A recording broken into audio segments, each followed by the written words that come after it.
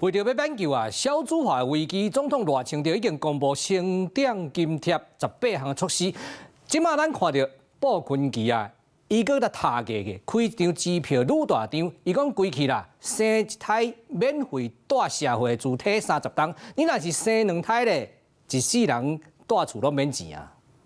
社會住宅應該要馬上達標，讓青年人生育以後有國家的免費住宅給他們居住。美總統賴清德小資化大禮包會唔到重點，因為國民黨團總召布坤基搬出韓國催生囡仔政策來對比，讓青年生1胎能夠免費居住30年，生2胎能夠終身免費的住社會住宅。加碼催生囡仔方案，而南韓救小資化問題，親像在咧去年就推出長期租厝的利基計劃，提供3500套公共大房，生囡仔後上久會當住20年，落尾就當用比市價20%嘅價數來買厝。另外，在咧富山區，若是生一個，就當得到20年租厝的補貼；生2個以上，就當免費住規世人的厝。不過，翁仔某的所得和名下資產等等，攏有嚴期限制。這個都很激進，在野的來關心是好事，但在野的不斷的來開支票，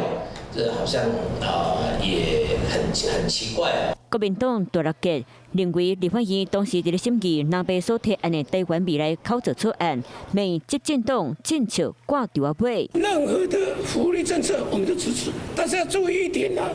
你現在3800億花這麼多錢，結果發現中央請各地方買單了，你要問地方政府要不要，有沒有這個錢？我相信你們很容易就會看出跟國民黨的版本有所不同，因為他們仍然停在給付式的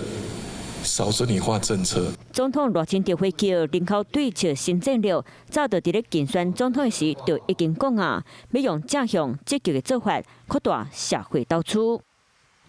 Hello， 大家好，我是林依文。想要搶先掌握最及時的新聞資訊嗎？趕快訂閱、按讚、開啟小鈴鐺，鎖定華視新聞的 YouTube 頻道。